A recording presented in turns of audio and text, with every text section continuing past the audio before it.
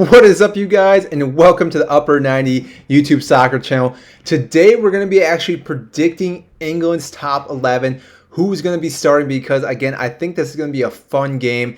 Now, as you can see, I went with a 5-4-1. I'm using Footbin. I think this is one of the better ways to pick and choose your starting 11. So again, today we're talking about England, and I think you're going to like these picks. So overall, I think it's pretty common to go with Pickford in the back. I think that is going to be Southgate's #1 goalkeeper this entire tournament. Now, I do like Henderson. I think he's a solid goalkeeper. I could see maybe him starting if this player, Pickford, does have some issues. But overall, I think Henderson, it just is not going to start because, again, I think Gareth Southgate enjoys Pickford too much. Now, we're going to go with a back three. And the reason why I'm going with a back three and then some wing backs is the fact that Maguire is not healthy right now. Now, if Maguire was healthy, I would definitely go 4 in the back. But because of that, I think they're going to go with 3 because I think that is going to be the stronger route for them and to be a little bit better. So right smack in it, dab in the middle, we're going to go with Stones. Now, I think Stones has had a phenomenal season this past year at Manchester City, and he's been one of the highlights for the England squad, and therefore I see him being the main guy back here. Now again, with Maguire, I can see those two guys pairing up fairly well, but again, as of right now, I'm going to have him just as the main center back. Off to the left of him, because Maguire's out, it's between Cody and Mings as of right now. I know Ben White's there now, but I think we're going to go with Mings first just because Mings, being a left-footed player, I think we're going to place him on this left side. He's a bit bigger, stronger, more versatile, that I think he's going to have a bigger presence in their first match. Who knows how well he'll do because he may crash and burn for this team. But overall, I think he's going to be the first option. And again, it may be continuing to go with that route if he keeps playing better. And then next to Stones on the right side, I'm actually going to go with Walker because I think with having so many right backs in England, I think Walker is definitely the other player that you need to play here. And again, you're kind of getting that chemistry between Stones and Walker. Now, Walker is a very intelligent player, very pacey as well. So therefore, if he does move up a little bit, can recover fairly quickly. Now, the fact that we're doing a back three and doing wing backs, left back is a little bit more tricky because Luke Shaw is used to playing left back, not left wing back. So therefore, I'm actually going to go with Chilwell because Chilwell, playing at Chelsea, was playing this position for the last couple matches, and he's definitely excelled in this position. And I think he's just better than Shaw at this position just because, again, he's used to playing here, whereas Shaw, this would be kind of a, I want to say a new role because, again, it is fairly similar, but the fact it would be changing his dynamic just a little bit, and therefore I think he's going to be the better player. Now, on the right side, being a Chelsea fan, I obviously want to see Reece James there, but I think Trippier is the better option as of right now for England because he's a little bit more of a veteran, has a little bit more presence with this squad, and even his playing style, I think, is just a better fit for overall for this back because Walker can definitely overlap him. Trippier can drop back into that position and vice versa. So I think he's a better option. Obviously, if TAA was healthy, he would be starting this position, but obviously he's not in the tournament anymore, and therefore it's going to be between Trippier, Walker, and Reece James playing in that position. Now, midfield-wise, I think this is where it gets a little tricky because obviously, we want to see Henderson, but I'm not 100% sure if he's still healthy. Now, if Henderson is healthy, I think he starts here. But because of that, I'm not going to put him there, and I'm actually going to put, and I hate to say it, but I'm going to put Phillips here from Leeds United because you need to have a CDM here, and I think he's going to be the better player overall. And next to him, I want to pair him with Declan Rice. Now, I think Mason Mount is definitely capable of starting for this team.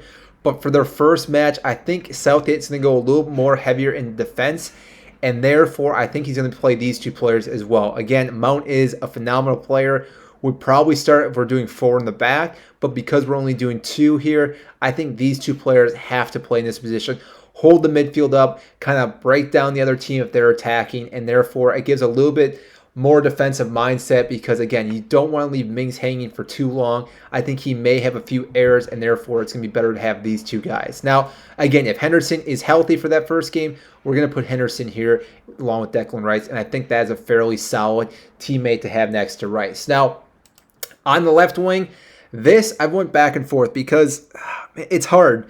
They have so many attacking players that it's really hard to pick who you want to put here. You have Phil Foden, you have Sterling, you have Grealish, and I'm going to go with Grealish in this spot just because Grealish is one of those players that really makes you almost be in awe when you're watching him play, because when he gets the ball, you never know what to expect. You're kind of almost on the edge of your seat going, what's he going to do next? And therefore, I think England has to have one of these creative players. Not saying Phil Foden is not a very creative player, because he definitely is, but I think Grealish is just a bit better than him right now, and I think he wants to go with a little bit more seniority. Even though all these players are fairly young, I think he wants to go with someone that he can rely on just a bit more, and therefore I think this is the better option. Even though there's not really a connection here and here, there is a little bit of chemistry with Mings and Grealish, so if Mings can dink a ball out to Grealish, again, he kind of knows how he's going to play. I think that's also going to help his role there. Now, on the right side, it's hard because I want to put Phil Foden there, but this is where I'm going to put Mason Mount. Now, Mount has been very versatile for Chelsea this entire season. He's played pretty much all over the position, all over the field, and I think he can play here, and I think that's going to be a great spot. He may drop back, but again, I think right here is where he should start in this first game. Now, again, I know I need to keep repeating this because if everyone is healthy, Mount is not here. He's going to be more in the central part or maybe on the left, Grealish somewhere else. But again, this is right now where I see England going with.